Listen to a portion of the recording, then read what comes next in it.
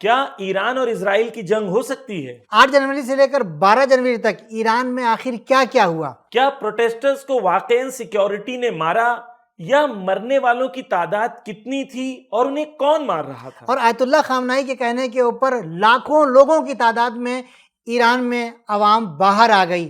آج کی ویڈیو میں ہم ان تمام چیزوں کے اوپر باتیں کریں گے۔ آج کا ویڈیو شروع کرنے سے پہلے تمام ویورز کو ایک بہت بڑا اناؤنسمنٹ آپ کے سامنے پیش کرنا چاہتا ہوں۔ سبیل میڈیا کی اے آئی ٹیم نے ایک نیا پروجیکٹ مومنین کے لیے لائے ہیں۔ پروجیکٹ ہے سورہ کافرون کی شارٹ تفسیر اے آئی کے ساتھ۔ ویڈیو دیکھیں۔ قرآن کی داستان آئے دیکھتے ہیں۔ ہم محمد کو خرید لیں گے۔ یہ بات ہے اس وقت کی جب مکہ کے بڑے بڑے سردار خود رسول اللہ کے دروازے پر آئے۔ اے محمد، ہم آپ سے لڑنا نہیں چاہتے بلکہ سمجھوتا کرنا چاہتے ہیں۔ چہرے پر مسکراہٹ، آنکھوں میں چمکتی امید، مگر دلوں میں ایک مکار منصوبہ۔ آج ہم محمد کو اپنے جال میں پھنسا ہی لیں گے۔ کیا پیشکش تھی؟ طاقت، عزت، دولت، سب آپ کے قدموں میں، بس ذرا سا سمجھوتا۔ لیکن سچا ایمان کبھی سمجھوتا نہیں کرتا، اور یہ بات رسول خوب جانتے تھے۔ یہ بات ہے سورہ کافرون۔ پچھلے ایک ہفتے ایران کے لیے بہت سنگین گزرے۔ دشمنوں کی طرف سے اناؤنسمنٹ ہوا تھا تھرسڈے اور فرائیڈے یعنی 8 اور 9 جنوری کو بہت بڑے پروٹیسٹ ہونے ہیں۔ قرار یہ تھا کہ بہت سارے لوگ آئیں گے، لیکن لوگ نہیں آئے۔ بلکہ 8 اور 9 جنوری کو لوگ آئے سڑکوں پر، مگر مسجدیں جلانے کے لیے، امام باڑے جلانے کے لیے، پبلک پراپرٹی کو آگ لگا دی گئی اور حکومتی اداروں کو برباد کر دیا گیا۔ یہ جو لوگ راستے پہ آئے تھے یہ پروٹیسٹرز نہیں تھے، یہ لوگ وہ تھے جن کے پاس ہیوی ویپنز تھے۔ یہ لوگ راستے پہ وائلنس کے ارادے سے آئے تھے، اور بہت سارے ان کے اعتراف موجود ہیں جو ان لوگوں نے پولیس کے سامنے اور بعد میں آ کے ایکسیپٹ کیا کہ انہیں فورن گورنمنٹس فنڈ کر رہی تھی تاکہ راستے پہ آ کے یہ وائلنس کو کریٹ کریں۔ 25 سے زیادہ مسجدیں صرف تہران میں جلا دی گئیں، امام بارگاہ جلا دیے گئے۔ یہ تمام چیزیں فورن گورنمنٹ چاہ رہی تھی کہ ایران میں کیوس کریٹ کیا جائے۔ اچھا، ویسٹرن میڈیا اور ہمارے ملک کی میڈیا یہ سارے لوگوں کو پروٹیسٹرز بتا رہی تھی کہ یہ لوگ ناراض ہو کر آئے ہیں اور آنے کے بعد حکومت کے خلاف اعتراض کر رہے ہیں، لیکن ان میں سب پروٹیسٹرز نہیں تھے بلکہ ان کی الگ الگ قسمیں تھیں۔ سب سے پہلے جو لوگ ایران میں پروٹیسٹ کر رہے تھے ان میں 4 کیٹیگریز ہیں۔ پہلی کیٹیگری وہ ہے جو لوگ جینیون اکنامک پرابلمز کی وجہ سے ایران میں جینیون پروٹیسٹرز تھے۔ یہ وہ تھے جو بہت ہی سڈن مہنگائی، جیسے امریکہ نے جس طریقے سے ڈالر کو مینیپولیٹ کیا اور اس کی وجہ سے مہنگائی بڑھی، تو یہ لوگ وہ تھے جو جینیونلی ایران میں اکنامک پرابلمز کی وجہ سے کنسرن تھے۔ ان کی تعداد بہت زیادہ تھی۔ بعض پروٹیسٹرز تھے لیکن وہ حکومت سے ناراض بھی تھے۔ وہ جو ناراض تھے حتیٰ غصے کی حالت میں تھے، تو یہ سیکنڈ کیٹیگری پروٹیسٹرز کی ہو گئی، جو پروٹیسٹرز بھی تھے اور ناراض بھی تھے۔ تھرڈ کیٹیگری ان کی تھی جو پروٹیسٹرز بھی تھے لیکن پروٹیسٹ کے ساتھ وہ وائلنس بھی کر رہے تھے، راستے پہ آ رہے تھے، مثلاً ٹائر جلا رہے تھے، حتیٰ دکانوں پہ حملہ کر رہے تھے، دوسروں پہ حملہ کر رہے تھے۔ تو یہ تھرڈ کیٹیگری وہ تھی جو پروٹیسٹ کے نام پر آ کر وائلنس کر رہے تھے۔ لیکن اس میں تو چوتھی کیٹیگری ان لوگوں کی تھی جن کا پروٹیسٹ سے کوئی تعلق نہیں تھا، بلکہ وہ آرمڈ تھے اور وہ ٹرینڈ لوگ تھے جو باہر سے آئے تھے اور انہیں آنے کے بعد حکومت کو، لوگوں کو نقصان پہنچایا اور ساتھ ہی ساتھ سیکیورٹی فورسز کے اوپر حملہ کیا، اور اکثر مرنے والوں کی تعداد ان لوگوں کی ہے کہ جو سیکیورٹی فورسز سے تعلق رکھتے تھے۔ جی، امپورٹنٹ یہ ہے کہ یہ آرمڈ تھے، ان کے پاس ویپنز تھے، اور یہ لوگ راستے میں آ کے لوگوں کو اندھا دھند گولیاں ان پر چلا رہے تھے، اور بڑی تعداد میں عوام ماری گئی ہے ایسے ٹیررسٹ لوگوں کے ہاتھوں سے۔ تو اب 8 اور 9 جنوری کو یعنی تھرسڈے اور فرائیڈے کو کچھ ہم کو ایسی چیزیں دیکھنے کو ملی جو واقعی انسان کو، ایک مومن کو، ایک شیعہ کو غمگین کر دیتی ہیں۔ ایک بچی تھی 3 سال کی، اس کا نام ہے میلینا۔ اس کے فادر اس کو میڈیکل شاپ پہ لے کے جا رہے تھے دوا لینے کے لیے، راستے میں ہی یہ ٹیررسٹ انہیں گولی مار دیتے ہیں اور یہ 3 سال کی بچی مر جاتی ہے باپ کے آغوش میں۔ ابھی تک حکومت کی طرف سے یہ اجازت نہیں تھی کہ پروٹیسٹرز کے سامنے آیا جائے، ان کو روکا جائے۔ 8 اور 9 جنوری کو جب حکومت کے خلاف، لوگوں کے خلاف، لوگوں کو مارا جانے لگا اور حکومت کی پراپرٹی اور پبلک کی پراپرٹی کو برباد کیا جانے لگا، تو پھر ملک میں انٹرنیٹ بند کر دیا گیا۔ جی، 8 جنوری کو انٹرنیٹ اس لیے بند کیا گیا بیکاز انٹرنیٹ کے ذریعے سے جو یہ آرمڈ گروپس تھے، تقریباً ان کے گروپس کے سائز ہوتے ہیں 50 سے 100 لوگ، یہ آتے ہیں کہیں پر رات کو ایک جگہ جمع ہوتے ہیں، وائلنس کرتے ہیں، پھر بٹ جاتے ہیں. اور ان کو پورا آرگنائز کون کر رہا تھا؟ وہی سوشل میڈیا کے ذریعے سے یہ لوگ اپنے آپ کو آرگنائز کر رہے تھے، اس لیے انٹرنیٹ کو سٹاپ کیا گیا. اور 8 جنوری کو جب یہ انٹرنیٹ کو ایران میں بلاک کیا گیا، ویسے ہی وائلنس ڈراپ ہوتا ہے. 9 جنوری کو اور وائلنس کم ہوتا ہے، ہوتے ہوتے 10 جنوری کو تقریباً پوری سچویشن کنٹرول میں آ جاتی ہے. 11 جنوری کو ایران کے اندر وائلنس تقریباً نہ کے برابر ہوتا ہے اور وائلنس کو کمپلیٹ کنٹرول کر لیا جاتا ہے. اب یہاں پر جب دیکھا جاتا ہے تو اکثر جو لوگ مرے ہیں، بلکہ یوں کہا جائے کہ جو شہید ہوئے ہیں، ان کا تعلق پروٹیسٹر سے نہیں تھا، ان کا تعلق ان ٹیررسٹ گروپ سے نہیں تھا، بلکہ ان کا تعلق سیکیورٹی فورسز سے تھا.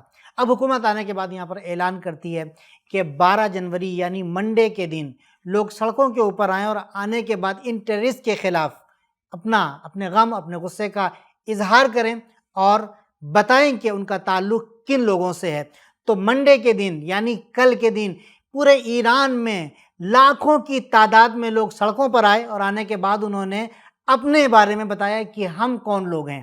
جی، 12 جنوری ایران کے لیے رہبر معظم کے بقول ایک ہسٹورک دن تھا، کیونکہ دیکھیں کلن نریٹیو یہ تھا کہ دشمن یہ کہہ رہا تھا کہ ایران کی عوام آیت اللہ خامنائی کے اگینسٹ میں ہیں، اور جو پروٹیسٹ دکھا رہے تھے اس پروٹیسٹ میں 100 200 500 لوگ زیادہ سے زیادہ دکھائی دے رہے تھے. لیکن 12 جنوری کو تاریخ لکھی گئی، 3 ملین سے زیادہ لوگ صرف تہران میں آئے. آپ کے سامنے ڈرون فوٹیجز موجود ہیں کہ 3 ملین سے زیادہ 30 لاکھ لوگ صرف تہران میں آئے. الگ الگ شہروں میں لاکھوں کی تعداد میں لوگ موجود تھے. جی ہاں، تہران، مشہد، قم اور ایلام، ان 4 شہروں کا نام بہت زیادہ آ رہا تھا کہ یہاں پر لوگ پروٹیسٹ کر رہے ہیں. لیکن کل کے اسرائیلی نے یہ دکھا دیا کہ یہاں کے لوگ اپنے نظام کے ساتھ، اپنے رہبر کے ساتھ، اپنی حکومت کے ساتھ کس قدر وفادار ہیں، اور یہ بھی بتا دیا دشمنوں کو کہ دیکھو تمہاری امیدوں کے اوپر ہم کس طریقے سے پانی پھیر رہے ہیں اور تمہارے منصوبوں کو ہم کس طریقے سے ناکام کریں گے، کیونکہ ہم اللہ، رسول اور اہل بیت علیہ السلام کے ماننے والے ہیں. قرآن کو ہاتھوں میں بلند کر کے بتایا، انہی قرآن کو، انہی مسجدوں کو اور انہی امام بارگاہوں کو جن کو تم نے آگ لگائی ہے، ہم اس کو زندہ رکھیں گے، ہم اس کو آباد رکھیں گے. بہت امپورٹنٹ ہے یہاں پر یہ سمجھنا کہ دشمن کے نیریٹو کے مخالفت میں کس طریقے سے ایران میں کام کیا گیا اور عوام کتنی بابصیرت تھی. دے انڈرسٹوڈ، ان کو پتا تھا رائٹ اور رانگ کیا ہے. امریکہ اور دشمن یہ کریٹ کرنا چاہ رہا تھا کہ آپ کی گورنمنٹ لوگوں کو مار رہی ہے اور آپ کی گورنمنٹ لوگوں کے خلاف ہے. لیکن جیسے ہی لوگوں کو پتا چلا کہ یہ ٹیررسٹ ہیں تو لوگوں نے اپنے آپ کو ان سے الگ کر لیا اور یہ بتا دیا کہ ایران کی عوام الگ ہے، ٹیررسٹ لوگ الگ ہیں. ہم ایران کو سیریا اور لیبیا نہیں بننے دیں گے. اتنی بصیرت قوم کے اندر موجود تھی. جی ہاں، یہ ایرانی عوام کی بصیرت تھی کہ انہوں نے آ کر بتا دیا کہ ہم ہمیشہ کامیاب ہیں اپنی بصیرت کی وجہ سے. لیکن یہاں پر سوال پیدا ہو رہا ہے، لوگوں کے ذہنوں میں یہ باتیں آ رہی ہیں اور میڈیا میں بھی یہ باتیں آ رہی ہیں کہ کیا ایک مرتبہ پھر سے ایران اور دشمنوں کے بیچ میں جنگ ہوگی. بہت امپورٹنٹ ہے یہاں پر ایک تو پہلے چیز میں یہ بھی کلیئر کر دوں کہ ایران میں اس وقت کمپلیٹ ایران کے اندر پیسفل انوائرمنٹ ہے، کوئی وائلنس یا کوئی رائٹس اس وقت موجود نہیں ہے الحمدللہ. اب یہ دوسری بات یہ ہے کہ کیا جنگ ہو سکتی ہے. یہاں سے سوال بہت انٹرسٹنگ ہو جاتا ہے.